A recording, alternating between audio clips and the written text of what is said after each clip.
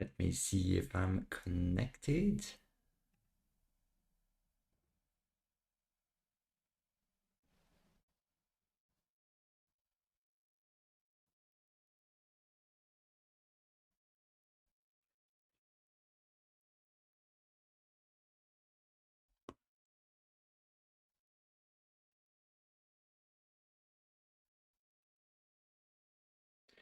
Nice. 5 people are already live. I'm gonna wait a few minutes before we start.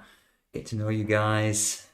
Let's see some familiar people in the chat. Say hi. And yeah, we'll get this ball rolling soon. I've got a lot of incredible stuff I'd like to share with you. ETH, BTC, Cardano, and maybe a few other coins, depending on what is also highly requested in the chat.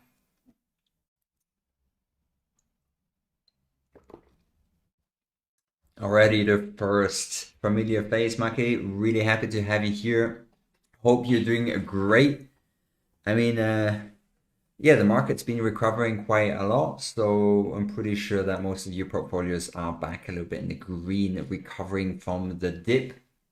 And I want to um, give you a bit of an insight today on what's happening in the market. We did have a bit of a redip after the first dip, which is all right. And I'm going to talk and maybe help you keep your emotions under control because if you're new to the space, such dips definitely can have an emotional toll on you. And hopefully, with these videos, I can help you manage that and also realize that there are a lot of other things that are super important apart from the price. But maybe talking about what's happening in the market, I can manage to keep you calm and relaxed and enjoy the roller coaster. Cryptocurrency is never boring. Yeah.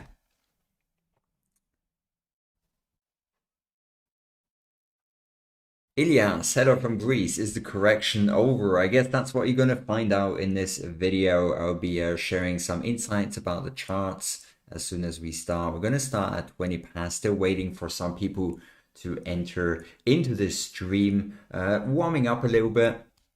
Making sure that everyone's got something to drink, something to eat if they're like hungry, a few snacks. I've got my water here and get the ball rolling. Do make sure to leave a like. It's highly appreciated. It's super free, only takes 1 second. And if you're new to the channel, definitely subscribe. I've got a lot of fantastic videos coming out. I've got one video about Cardano talking about the Merry hard fork as well as the native assets. I'll be like talking briefly about those in today's video and why I think they're extremely important. And so yeah, that's going to be pretty fantastic. I'll also be talking a bit about Polkadot in today's video, or looking at the charts at least. Hello from Greece. And crypto preaching Pedro, hello from Chicago. Long live the blockchain, Polkadot, Kusama, Solana, Cosmos, Morpheus Labs. Definitely some good projects that you've named here. John Philip Rell, hello from Philippines. Can you give your opinion about NG? Well, we can have a look at NG later on. I think it's got a lot of potential since the gaming space has a lot of growth still ahead of it. David Anderson, been hearing about Bitcoin is going down to 38K thoughts. That's a pretty low price point. Don't think it's going to go that low, but in the end, you never really know what's going to happen in the market. So we're going to be looking at the charts, looking at some support lines, and maybe after this video, you're going to be a bit relieved because I use some technical indicators that I think are pretty good. It doesn't predict the future, but it shows the current strength and weaknesses of the markets. And I think that's a very good indication on what can happen. So basically, if the market turns bearish, these indicators show that it's bearish. And if at the moment it's still bullish, these indicators still show that it's bullish. So we will be looking at that at the end of the video where I go over many different charts, BTC, ETH, USD. We'll also be looking at ADA USD as well as .USD and maybe some other suggestions. Engine was one suggestion, so that's pretty awesome. Yeah, so I think I always really like to say at the beginning of the video, and especially for newer people in the space, because if you're already acclimatized to the hype, the FUD, and so on, you realize not to react to it. And I think for newer people in this space, it's very important to not react to what anyone says. Definitely don't react to what I'm saying in the space. I try and help and teach people to think for themselves in the cryptocurrency space. I try and give you an idea on what can happen, but I don't really tell you what you should do. And I think you have to realize that on your own. There are many people in the cryptocurrency space that say like, oh, Bitcoin is over or it's going to like 100K or 200K by now and like increasing the hype unnecessarily and increasing the FUD unnecessarily. I'm not going to like name any names, but I probably know what I mean. And I think it's very important to stay grounded during this bull run because time in the market always beats timing the market. So don't try and sell the top, don't try and buy the bottom. Dollar cost averaging is one of the best ways to increase your position. Hodling is the best trading strategy, in my opinion, as well as trying to sell green candles at specific price targets. You definitely sell the top at some point, not like your complete position, but selling on the way up is definitely great. 17 concurrent viewers, fantastic, fantastic. So let me get started with today's video. If you're new to the cryptocurrency space or you're a veteran, I'm pretty sure you're going to find this video interesting. We're going to be covering the short-term price action of BTC, ETH, ADA, and also Polkadot, looking at if the correction is over or if we can see another dip. I think I've got some pretty strong indicators that are painting bullish pictures for the near-term future. On some coins, it's way more bullish than others, but all in all, I think it's a pretty healthy signal that I'm receiving on these indicators. I also could be covering some news I think is very important, especially for Cardano holders, as on Monday there's a massive event happening, and yeah, that's also probably a good explanation why the coin is pumping right now. So if you've got a Cardano bag, then I'm pretty sure you're happy with those profits. If you're new to the channel, then make sure to subscribe. Well, or basically don't subscribe if you don't like money. Well, with that said, my name is Kieran and let's jump right into the content. Let me share with you my screen so that you can actually see what I'm looking at. So yeah, we had these massive dips, and if you're not experienced to the space, it must be a bit scary, since depending on how long you've already been in the space, you might only have 10, 20, 100% profits, and you only experience with the price going up. But these dips that happened are very healthy for the space. You never really want an asset to just like skyrocket all the way up and never have a correction. So the longer you stay in the market, the more profit you're probably going to get, and the less these dips are going to affect your whole portfolio. So if you've got different assets, they do like 100, 200, 300, 400% gains over the matter of a year, then it doesn't really matter if you get 25% correction here and 25% correction there. You're just not going to have to accept that. The cryptocurrency space is highly volatile. And yeah, that's part of the game. You cannot really earn these massive profits without also stomaching these, in my opinion, pretty moderate dips. All right, so let's talk a little bit of fun at the beginning. I think that's pretty interesting. I mean, Elon Musk has been tweeting quite a lot about Dogecoin, and apparently now he's under scrutiny of the SEC because of his Dogecoin tweets. Now, I'm a bit on the fence on if he's actually a positive figure at the moment for the cryptocurrency space. I think on one hand, it's great that he's raising the awareness, and people also maybe realize that they shouldn't actually be buying coins based on an influencer that is just like playing with maybe a few $1,000,000 of his play money, buying some Dogecoin. So on one hand, yeah, people get more awareness in the cryptocurrency space. On the other hand, people are sometimes gullible, don't really do their own research, and then just start investing several $1,000s into a meme coin. Yeah, I guess they are they are responsible for their actions. But all in all, I think it's good that he's raising awareness. The only thing that's not too great is that those people that are really gullible are probably going to miss out on a lot of profits. Are going to probably have a lot of losses, but in the end, if you're following someone and buying a coin with a dog on it, I guess that's your own mistake. But anyway, he's getting scrutinized by the SEC. So yeah, let's see how that turns out. In my opinion, nothing really big is going to happen. You might get a slap on the wrist, a few $1 million of fines.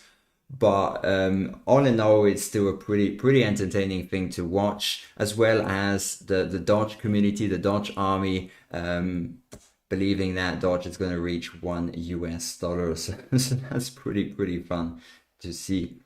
Brave browser, if you aren't already familiar with it, it's a pretty awesome browser that you can use. And this browser, when you've installed it, it actually removes most of the ads that you might encounter, so you can watch YouTube videos without ads. Not sure if I should be promoting that, but never mind. I don't really mind because the YouTube ads don't really pay that much. But if you really want to have like a browsing experience without ads, I definitely recommend using the Brave browser. And now what is also great is that the Brave browser will soon help you purchase crypto at the best possible prices by integrating decentralized exchanges. So this is pretty cool. So the Brave browser has got one of the best cryptocurrency wallets, and it will include the decentralized crypto exchanges. And this is pretty interesting because I think at the moment it's a bit complicated for users maybe that are not too familiar with decentralized exchanges to start using them. I mean, have to understand how to use wallets, connect to Uniswap, Exchange, and so on. So if you've got like an easy swapping interface within your browser, that's definitely going to increase adoption. So pretty cool. So the first one that it's probably going to be integrating is Uniswap and maybe a few other ones. Yeah, that's going to be super interesting.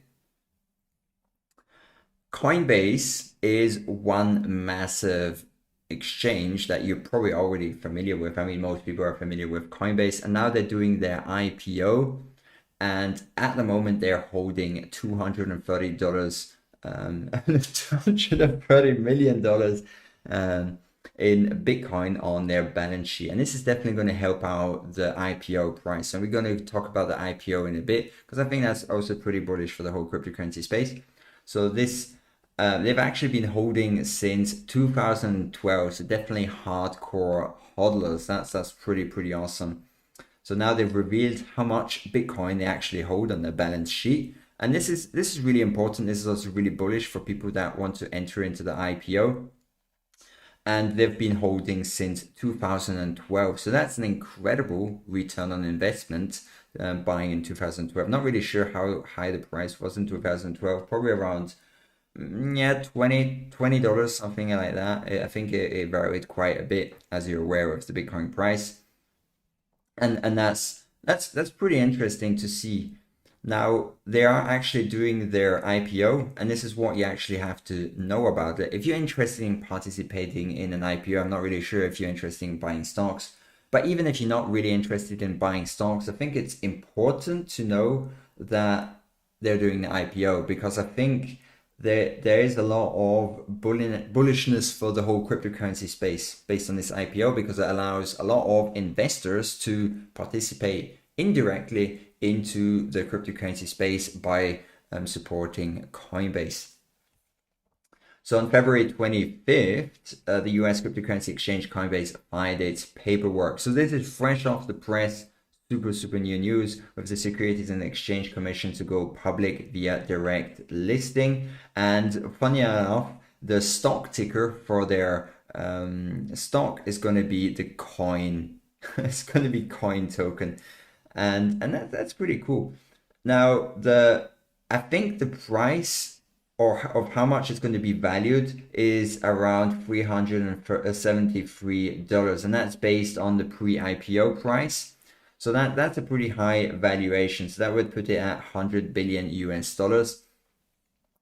And I think this is pretty good. So here, one person states that basically buying the Coinbase stock would provide a way to participate indirectly into the cryptocurrency space. It's like person selling picks and shovels to the miners. You don't have to be a prospector to make money. And I think what is also great here is that there are probably a lot of institutions that don't really have the necessary regulations to participate in the cryptocurrency space. But with this, they can actually start buying the stocks and indirectly participate. And I think the larger Coinbase becomes now, of course, there are people that are not too happy about the centralized exchanges. But all in all, the cryptocurrency space is super, super young. And I think Coinbase expanding, becoming larger, being able to onboard a lot more users into the cryptocurrency space is of course bullish, because the more people are able to enter the cryptocurrency space, well, numbers go up, everyone's happy. And yeah, so basically by buying this stock, you're actually bullish on the future of cryptocurrency, because it's basically a vote of confidence on not only the whole company but the whole cryptocurrency space. So that's pretty fantastic. Me personally, I won't be buying this stock. Maybe if it goes onto, I think it might go onto FTX or something like that. But to be honest, me personally, I'm a no stock guy kind of person. Me, I prefer to have most of my assets in cryptocurrency. Definitely not the safest thing, but me personally, I'm a lot more risk averse. No, less risk averse. Sorry about that. Now, talking about Grayscale, Grayscale Investments announces exploration of new investment products. Now, I mean, you might be wondering why I always talk about smart money or what exchanges are doing, because this is basically the big picture. This paints actually what is happening in the space on a much longer time span. So you might be wondering, all right, where's the cryptocurrency space? Is it bullish? Is it bearish? And so on. And when you actually see what these institutions are doing, you see that Coinbase is receiving such massive valuation based on its pre-IPO price, where then you can actually extrapolate that the cryptocurrency space is nowhere at the moment in terms of market capitalization. It's still like incredibly small. If you think that Coinbase is valued at 100 billion US dollars, and that's only one company in the cryptocurrency space, and the whole cryptocurrency space is only like valued 1.7 trillion US dollars. So I think there's still plenty of room to grow. That means many of the top cryptocurrencies are probably going to do at least a 10x this year and probably 10x next year. Well, of course, depending on the cycles of the market and so on. But like short and sweet, basically, this is super bullish for the cryptocurrency space, especially on a long time frame. Now, it doesn't mean that we won't have dips along the way. It just means that even though we've got dips on the long term, it's bullish. So now these new investment products that they're introducing, quite interesting. So the digital assets currently under consideration include Aave, lending and borrowing platform, basic attention. That's from the Brave browser. Cardano, big favorite of mine. Chainlink, also a big favorite. Compound, Cosmos, and quite a few other ones, which is pretty interesting. So let's see which one they're gonna take aboard. And I believe Grayscale might already be investing in Cardano. I think I read something about that before. So that's pretty cool. Now, here's some super bullish news concerning Cardano and Polkadot. So if you're like bullish on Cardano and Polkadot, I'm pretty sure you'll find this interesting. And that is Dubai fund sells $750 million of Bitcoin to buy Cardano and Polkadot. And they actually bought that February, I think 1 day ago, and they probably bought it 1 or 2 days ago during the dip. And that's pretty interesting. I don't think it's bearish for Bitcoin. They just see a lot more potential in these two third generation blockchain platforms. So you might be wondering, all right, what is a third generation blockchain platform? And the third generation blockchain platform is basically a platform that has resolved two of the biggest flaws that are currently, for example, in the Ethereum blockchain, and that is scalability and reduced fees. So at the moment, Ethereum 1.0 is a second generation blockchain platform, and Ethereum 2.0 is a third generation blockchain platform. However, Ethereum 2.0 is still got a lot of headway to do before it's actually fully functional, probably around 2 years. So now this Dubai fund bought some Cardano and Polkadot. So Dubai crypto fund FT7 Ventures will sell over $700 million. I believe they already did, and in the next month to purchase Cardano and Polkadot instead. So this is pretty cool. And yeah, basically that's that. I don't really have a lot more to say about that, but I'm pretty sure this switch is going to be pretty interesting to see. Let's quickly talk about what's in store for Cardano on Monday, because if you haven't really been following the space, you might be wondering why the price has gone up quite a bit compared to all the other cryptocurrencies, and that's probably also due to the Merry hard fork that will happen on the 1st of March 2021 at 21:44:51 UTC. And basically, sweet and simple, the Cardano network will be transitioning from the Shelley era to the Goguen era through two planned hard forks. So the Allegra activated on 16th of December 2020, that was last year, and the second is the Merry hard fork, expected to occur in the middle of February 2021. Actually, this is happening now on Monday, so a little bit later than expected, but this is pretty awesome. Now you don't have to, like, please don't get confused what a hard fork means on the Cardano blockchain. They've got something called a hard fork combinator. So that means that the chain is not exactly splitting, but it's a way to update the whole protocol, the whole blockchain, without causing a split in the chain. So hard forks and other blockchains means that you might have like free money, like what happened with Bitcoin and Bitcoin Cash. But with Cardano, nothing is changing. So nothing is going to change with your assets that you're holding. But a few interesting components are going to be implemented. And we're going to be talking about that right now. So the Merry hard fork, what actually does it mean for you as a user? And I think this is really, really bullish in my opinion. And you'll find out why. So this will happen. And it's the hard fork 127. So what impact will the Merry hard fork have on the Cardano ecosystem? Short and simple, native assets and tokens will arrive on Cardano. Now you might be wondering why native assets are actually really interesting on the Cardano blockchain, and the way that they work is pretty revolutionary. Now if you look at Ethereum as well as other blockchains, on Ethereum, if you want to send some ERC20 tokens or some NFTs to another person, you're going to have ETH on your wallet. This ETH is basically the fuel that runs the Ethereum blockchain. So if I want to like send USDC or USDT or an NFT or whatever Ethereum token or participate with a smart contract, I'm going to have this ETH on my wallet. If I don't have any ETH, I'm not going to be able to send any of that to anyone.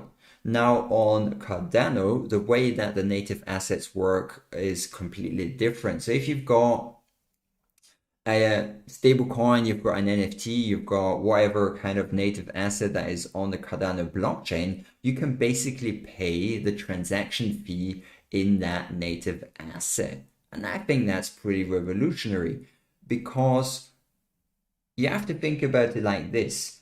Having to buy another asset just in order to send a token is pretty complicated. Like imagine you want to send some USDC to your grandma and you tell her, yeah, but you have to have some like ETH in your wallet. You have to buy that first in order to send it and stuff like that. You know how complicated that is. So that's why I think the native assets and tokens on the Cardano blockchain is really, really incredible. What's also good is that the way that it's built, it's not based on smart contracts. So that means that they will inherit the security properties of the Cardano blockchain and also the voting. So each asset can also benefit from the decentralized autonomous organization properties of the Cardano blockchain.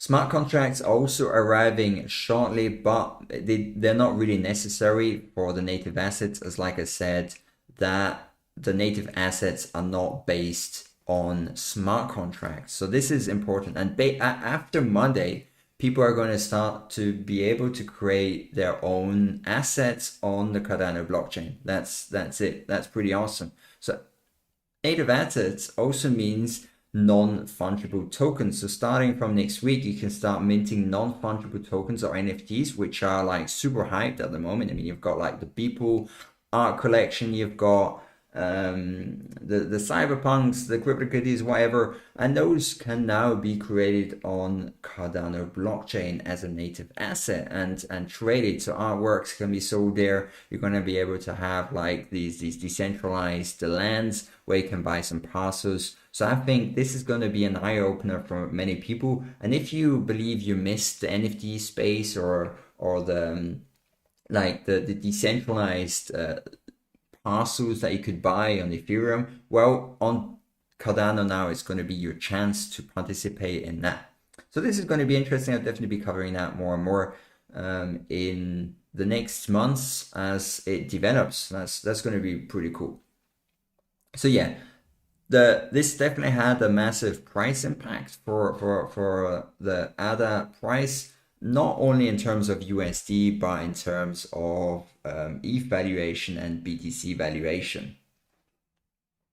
Toronto Raptors, ADA $5 possible. Well, that's definitely in my sights. Yeah, basically I start selling just like a little bit at the $5 range.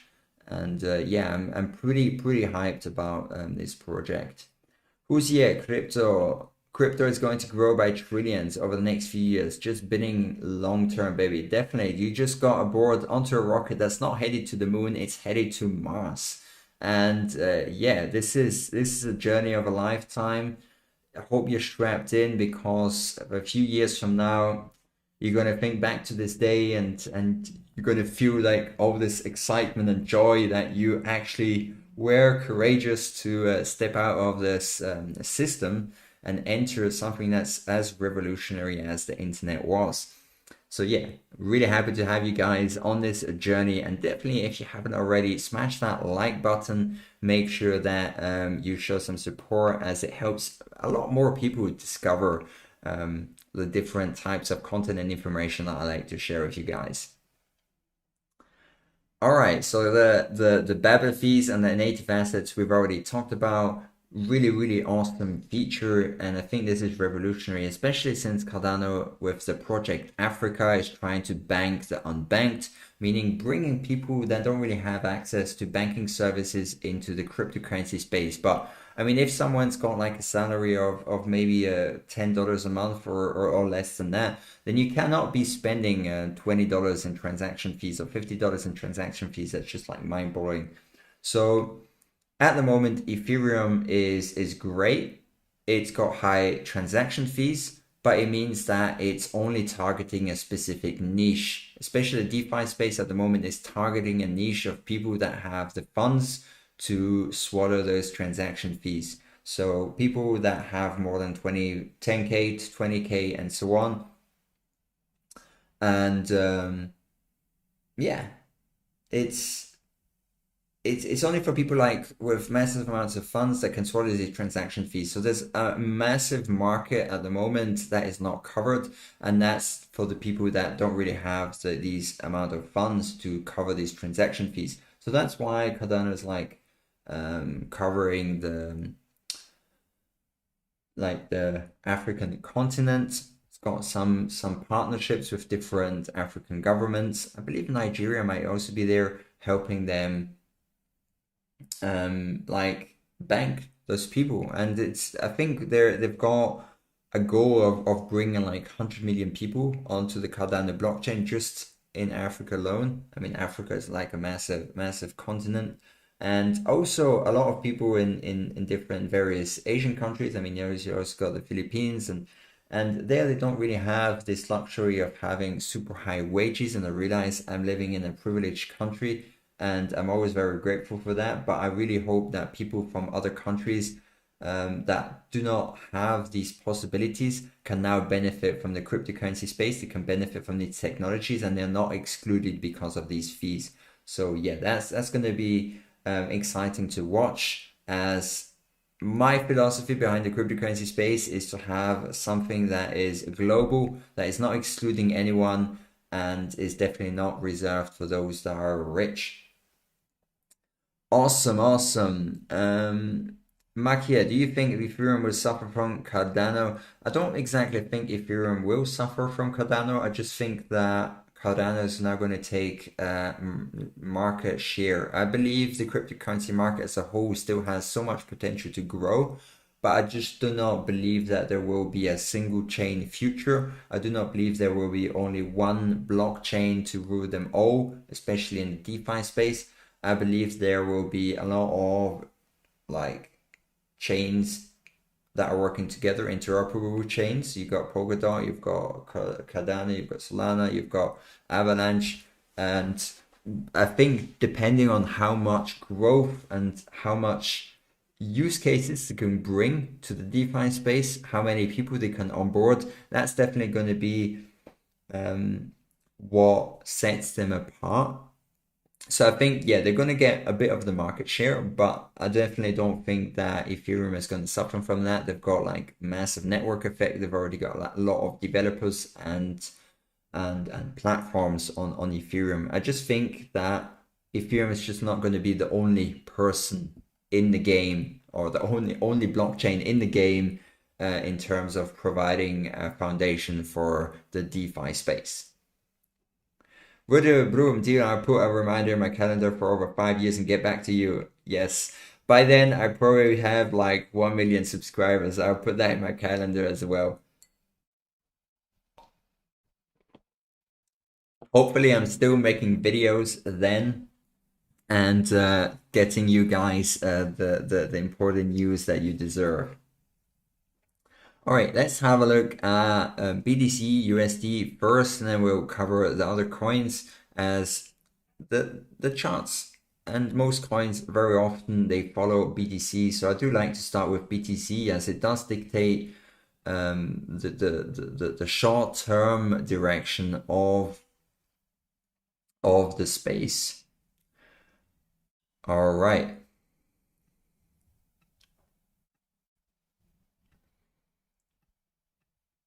So at the moment, if we look at BTC, we've got here the Ichimoku cloud, and this is actually looking all right. It's not like super bullish, but basically the gist that you have to get from the cloud is as long as the price is above the blue shaded area, it's bullish. Now we're on the daily time frame, and you've got these two lines. So when I was looking at the chart this morning, it looked a little bit more bearish because the price was like around 45,000, but now it retraced a bit. So for BTC USD to actually become a bit more bullish, it would have to break above this 47,000 US dollar level. So it really depends where this candle closes after 6 hours. If it closes below this line, then I definitely see a pullback back to the 42,000 US dollar level possible, because these two levels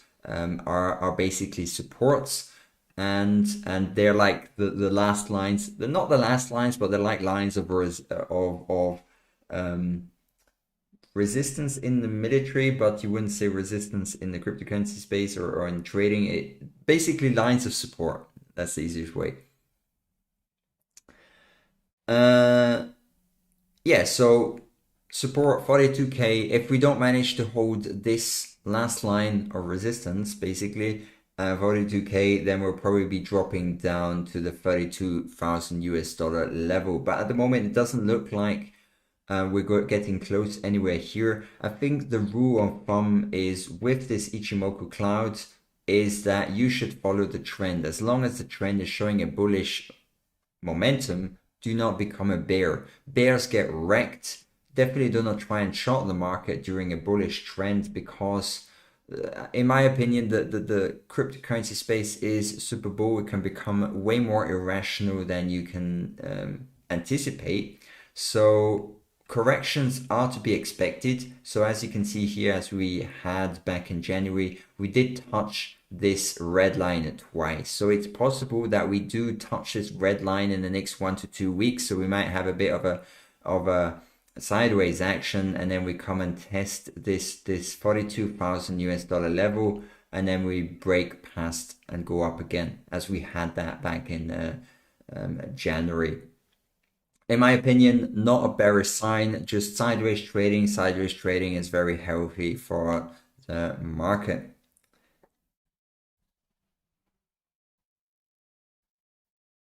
Ilias, strange, in the same chart, in the same platform, the cloud is in the price. What time frame are you looking at, Ilias? Are you looking at the daily?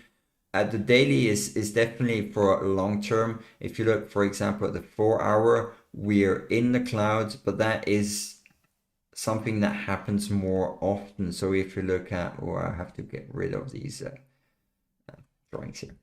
If we look at it here in the 4-hour, it definitely looks a little bit like we were starting to shift momentum into the bearish side, but just very short term. And that is something that's possible. As I said, 42,000 is definitely a possibility should we not break past. So basically here, we want to stay within this cloud for it to be bullish. But if it breaks below the cloud, it's definitely like super short term bearish. And then we're going to see a 42,000 US dollar level.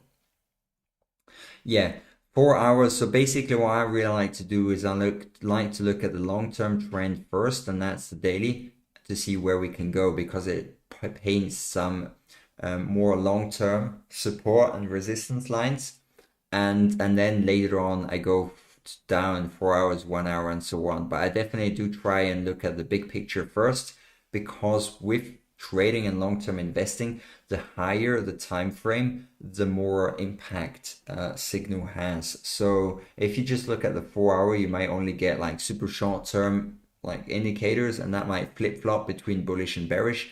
But if I look at much higher time frame indicators, that can paint some signals that are more long-term bullish, and I prefer to follow the long-term trend instead of focusing on shorter time frames.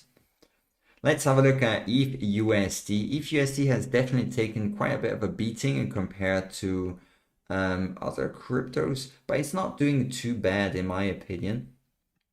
So here we've got both of these lines, and ETH is now between the blue line and the red line. It's still in the bullish territory, but it's definitely had a bit stronger correction compared to BTC. So now what I do like is that it bounced off of this red line, but I do expect that the price will come back and retest this red line maybe once or twice, but the red line might go up. So it might go up to like $1,436 and it retests that red line. And I do hope it just stays above this red line. As long as it stays above this red line, there's really nothing to worry about for the short term.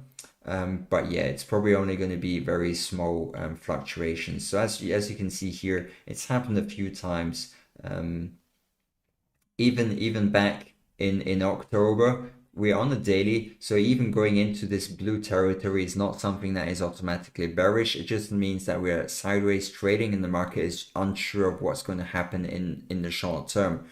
But yeah, as long as you're selling on the way up, so you set your price targets and you sell like on the way up, like this, very small portions of your portfolio, you can benefit by buying the dips later on, when, for example, the price touches this red line, depending on what your strategy is.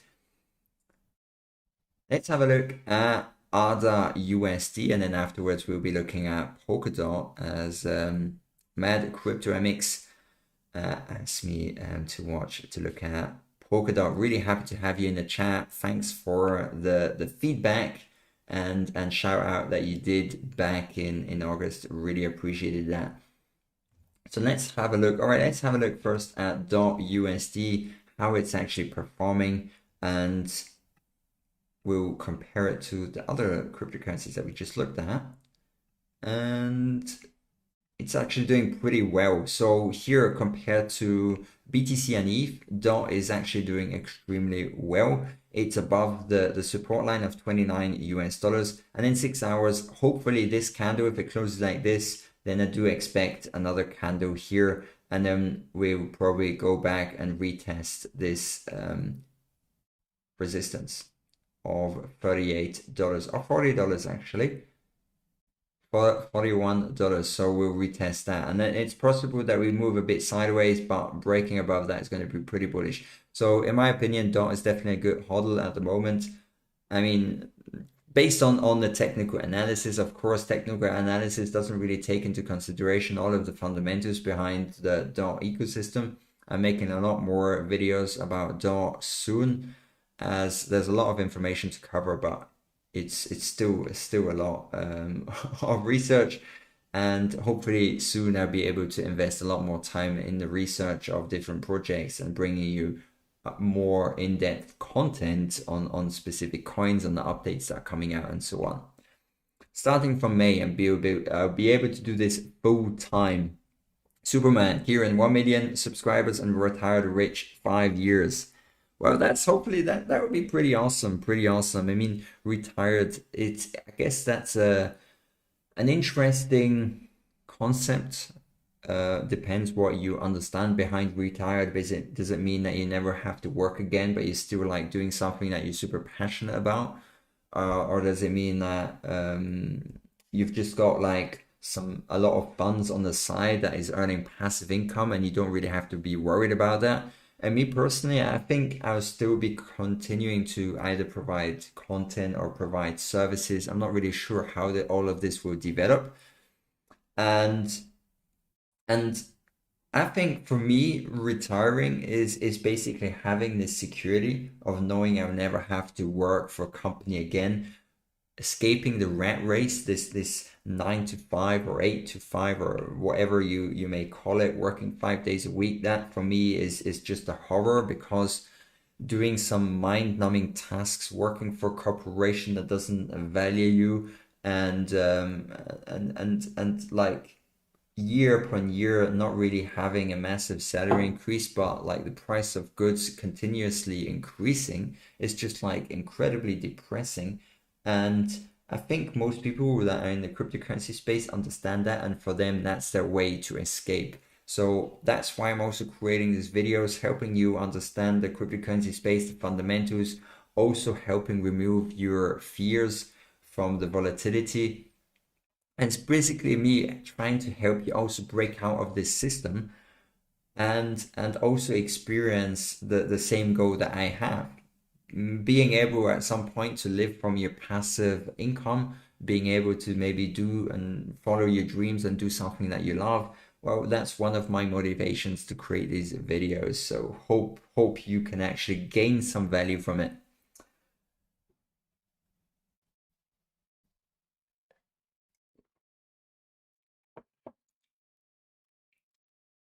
Yeah, so DOT is actually looking really promising. And I think, yeah, as soon as we actually break above this 42, we can probably see some further increase up to the $100 level, which I believe is the next resistance, like the strong resistance. And I believe I didn't do a price prediction, but I believe my price prediction for 2021 for DOT is at least $100. So I think that's going to be a conservative target, and we'll probably reach that latest July, August this year. But let's see. Let's have a look at ADA USD. And, or sorry, I've been talking too much.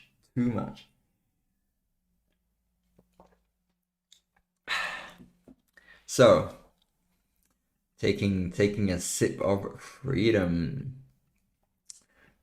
So ADA just has been on a rampage recently. Rampage, just blasting through resistances left and right, and yeah, that's pretty cool. And I think from all the coins I've been looking at, ADA has been the one with the biggest potential. And it's not like I'm bearish on any other coins. at the moment, I just see it as a pretty good hodl position for me. And if we look at the technical analysis as well as the fundamentals, that is pretty awesome. And I think at the moment it's especially going up because of the updates that are happening. So I don't really think that Polkadot or other blockchains are in any way bearish at the moment. It's just that the stars are aligning at the moment for the Cardano blockchain with all of the updates they're bringing and the massive amount of news that they're receiving. So that's probably one reason why it's outperforming some coins such as BTC, ETH, and many other altcoins, especially now during this dip.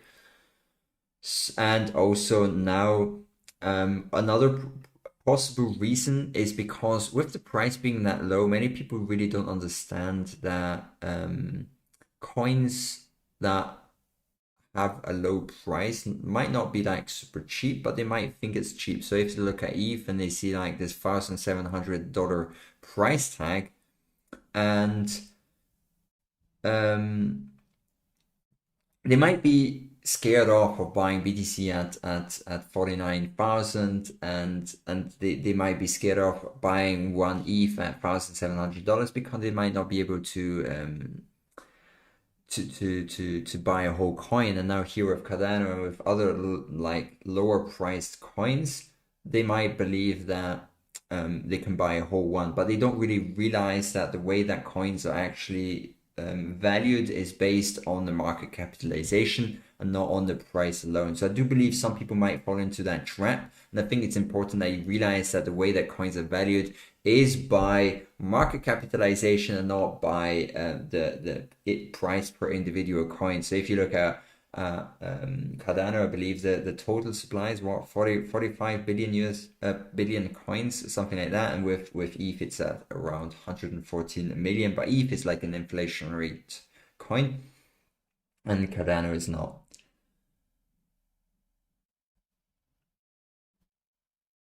Bank Chamber, what even are you drinking? How can we even trust you if we don't know what you're drinking? I'm drinking a glass of fresh Swiss water. It's something that is really truly exquisite. It comes directly from the mountains into our tap, and I must say it's like some of the best water I've drank from anywhere. It's like fresh melted snow, something you just cannot taste anywhere else in the world. But yeah, it's really delicious water, very good for my body. I encourage anyone else to also try some of this fresh Swiss water. Definitely, if you've got some time and money, come over to Switzerland when this pandemic is over, and we can organize a meet and greet. Yeah.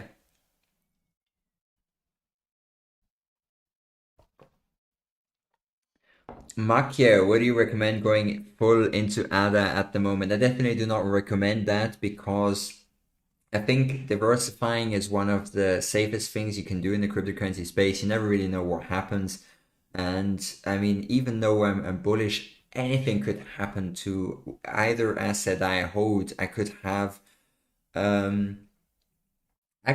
like 5 different assets, and one of them experiences a really severe bug that impacts the whole blockchain, and the price maybe crashes to a few cents or a few dollars, depending on what coin it is. And by having a diversified portfolio, you're going to minimize the risk, the single risk of a certain blockchain of collapsing and reducing your portfolio from maybe hundreds of thousands of dollars or millions of dollars to $1,000 in the matter of hours. So I think going all in into a cryptocurrency is definitely not a great thing to do at the moment. I think my other allocations are around 60% due to the price increase.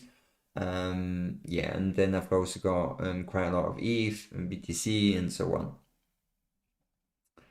Mackie, you should think of percent gains, not amount of coins. Correct, completely accurate. Amount of gains is the best way to measure your portfolio increase. But what I was talking about before is basically to help newbie investors realize that the price per individual token is not always a representation of if a token is cheap or not. My camera view, most people have the wrong view on pricing. If anything, pricing should be used on future use and riskability. in that sense, I prefer Solana over Ethereum. What is your view, Kieran? I must be completely honest with you. I haven't dove like super in depth into Solana. I've been looking a bit at the Solana blockchain. I think it's interesting, but there are so many projects I really don't have the time to like analyze all of them. And yeah, so I'm not invested in Solana, and I'm pretty sure there are many competitors to Ethereum that have way better technology. They just don't have the network effect. Actually, Albert Winston, I didn't really put a lot of ETH news in this video. I'll be releasing a video specifically about the Ethereum 2.0 updates and so on, either tomorrow or on Sunday. So wait on that. There's quite a lot of information about the EIP 15 to 59 and the London updates, but otherwise this live stream will get way out of hand and way too long. So yeah, I think a few last charts I'd like to share with you, and that is this one from Trading Shot. I think this is pretty cool. It's still about BTC, and I like to talk now a little bit more about BTC because I think it's like the pioneer of the cryptocurrency space, and I think many other assets are going to follow in its shoes. I think ETH is going to probably be one of the next assets that is going to cross this 1 trillion US dollar barrier. Maybe this year. That would be really fantastic if I managed to do that. That would be super incredible. And in my opinion, the next few years, we're going to have like the top 20, top 30 coins in the cryptocurrency market cap be over 1 trillion US dollars. And if you think about it, if the top 20 coins are over a trillion, you've got more than a 20 trillion US dollar market cap. So basically here, what I wanted to show with you is I know this chart looks like super complicated, but it's basically comparing the 2013-14 bull run and where we are at the moment. So you've got the 2014 bull run, you've got the 2017 bull run, and the 2020 to 22 bull run. And basically what they're saying is the BTC price at the moment at around 45,000, it's as if we were back in at the beginning of 2017 when the BTC price was probably around 2,000 US dollars, or back in 2013 when I think the price was probably around 100 or $200. So basically by extrapolating the data and comparing where we were at the current prices back in 2008, 17 and 2013, we can estimate that the bull run has still quite a way to go before we actually top out. And if we use the same numbers, that would actually bring us to around, if I'm not mistaken, I think around 200,000 US dollar per BTC at the top. So that's going to be interesting to see if we manage to touch that. But this is just like bit of a long-term spiel to see if comparing with the previous all-time highs. Now, of course, we can already look at the past and expect the same thing is going to happen in the future. Very often, people really find it difficult to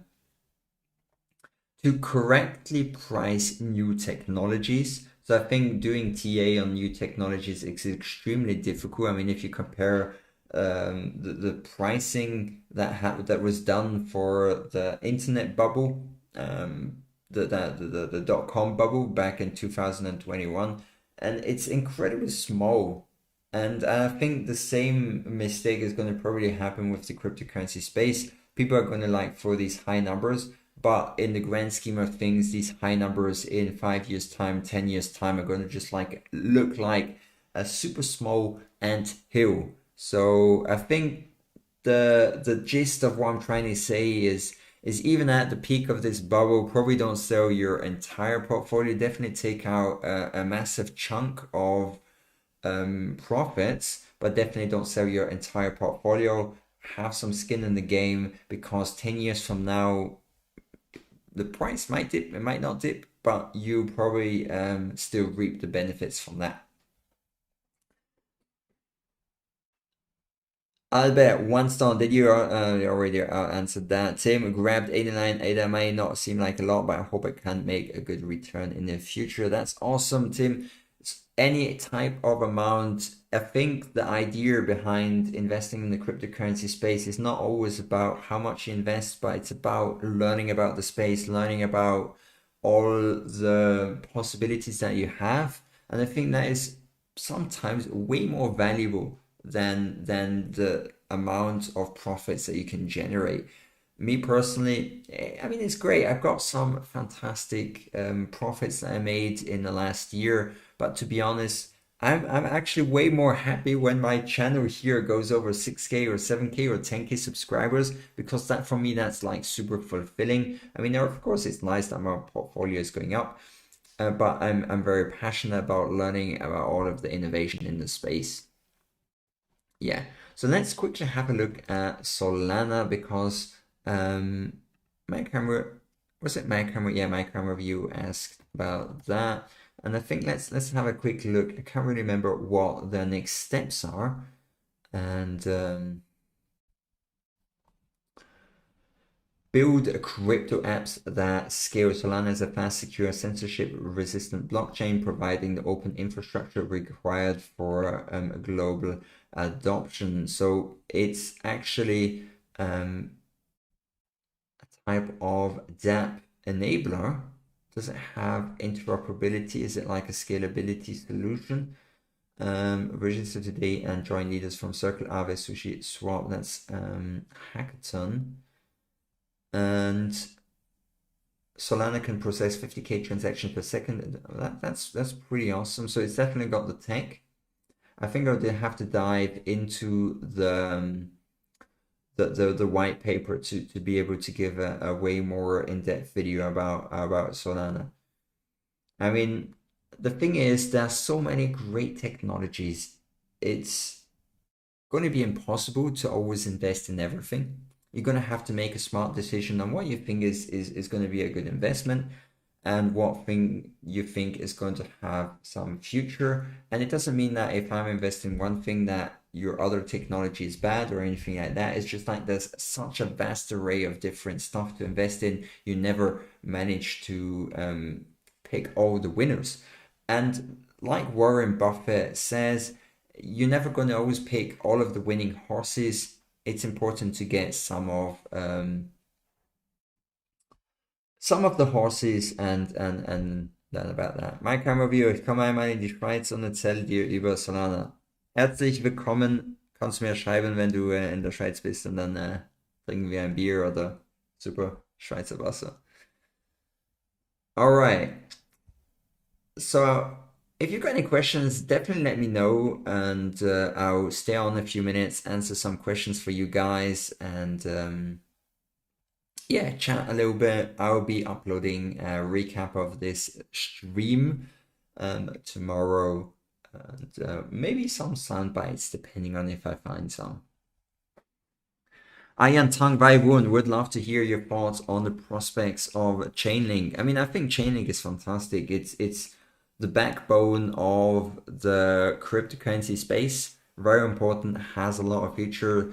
It had incredible growth in 2020, and I think it's got a lot of stuff in store. The only thing that I'm a bit worried about is the massive valuation that it's got at the moment in terms of total supply, but it's not like a terrible thing. It's just I think it's great, but me personally, I do like to invest more into the foundations for the DeFi space. That's more like my investing strategy. It's less about it's less about the certain things that bring the DeFi space to life. I prefer to invest in the foundation, as for me that's way more secure. It doesn't mean that I don't think these other projects are great, but I'm very conservative crypto investor. Yeah. Maki, in May, do you consider yourself a full-time YouTuber or full-time a crypto trader? I definitely do not trade a lot, so I would be more likely a full-time cryptocurrency YouTuber Also offering some advisory services to companies. So I'll probably structure that in a way that I'm offering different advisory services to companies, like offering them marketing and branding ideas. As I did work in marketing, also I'm working in analytics at a big four. Currently, I'm still working at Ernst & Young in the forensic department. It's basically to do with like analytics, fraud investigation, stuff like that. And so I'll probably be diversifying the ways that I earn my revenue through my channel. One way is probably with sponsorships. Another way is my investments is not part of the equation. That's just like nice to have, but those are not part of the equation. And then probably also like these advisory and services that I'll be offering to companies that might want to learn more about crypto, maybe like appearing in doing a course for companies, either in the DeFi space or also offering suggestions based on white papers and stuff like that. So freelancing for companies is also one way that I'm going to get some revenue. And maybe at some point I might make a course, but I'm not really sure about that. I will have to think about it. I would definitely involve some of the early subscribers to be able to test the course and give me input for like a massive discount. Probably even free if they can like offer like valuable suggestions on the course. There'll be like some early bird spots that people can apply for, something like that. I have to think about it. And this course was probably be like a lot more advanced stuff that I cannot actually share on my YouTube channel, not because I don't want to share it, but because most people just want to know number go up, number go down, portfolio great, portfolio bad, stuff like that, and more technical, like more advanced yield farming strategies, trading strategy, and stuff like that. They just don't really perform that well on YouTube. I'm testing out some Bloomberg style terminal for like super targeted alerts and see how that performs. I might be doing a private group for that. I'm not really sure. I'm gonna have to see what the demand is, but that's more likely people that have larger portfolios, talking like 50K plus, 100K plus, and they really want to have way better strategies to manage their portfolios on how to navigate the cryptocurrency space.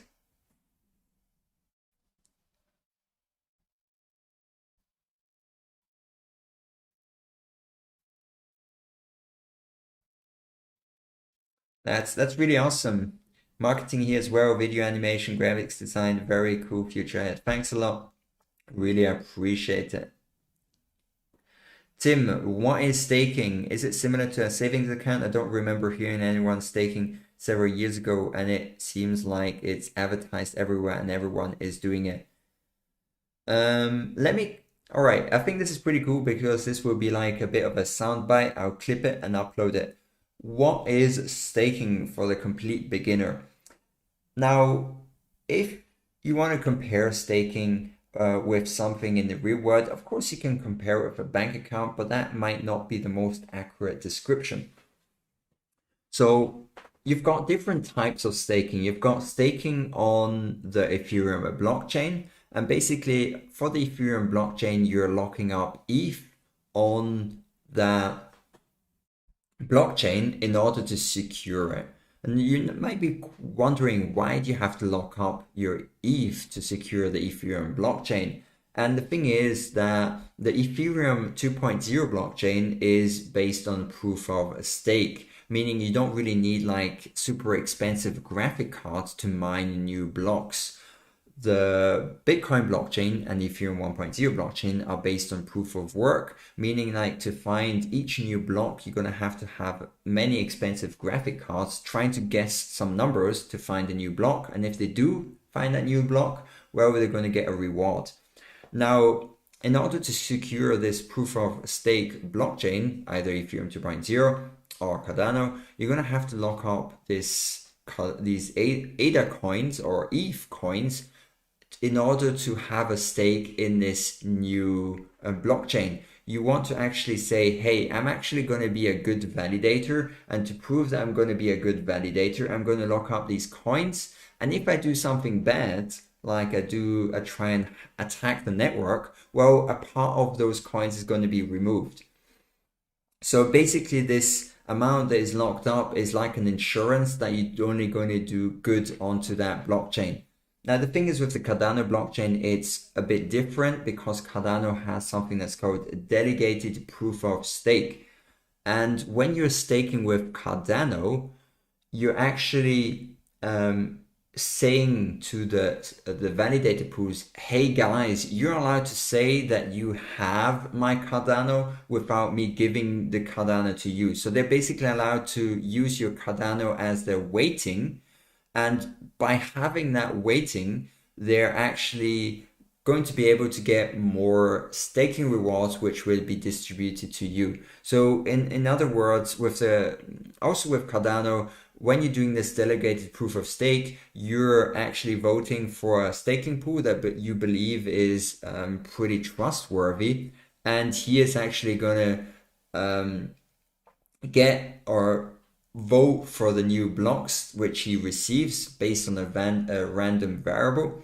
And when he votes for a new block which has transactions in it, well, he gets his rewards, and that's why you actually get some staking rewards. So that was like a super basic explanation of what staking is. If you still got some questions, in a nutshell, staking is securing the network, providing a type of security to prevent people from doing bad things on that network. And by securing the network, you get a reward for that. That's basically it. So it's way different than the banking account. You're actually providing a service. So hopefully this gave you a little bit of insight on what staking is. I realize that it's quite a complicated topic, but maybe that gave you like a bit of a basic explanation. Yeah.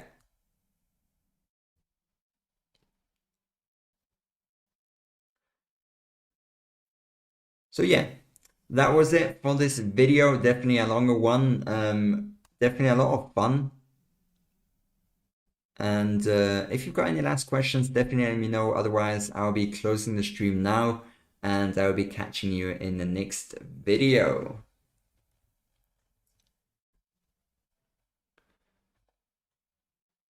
All right.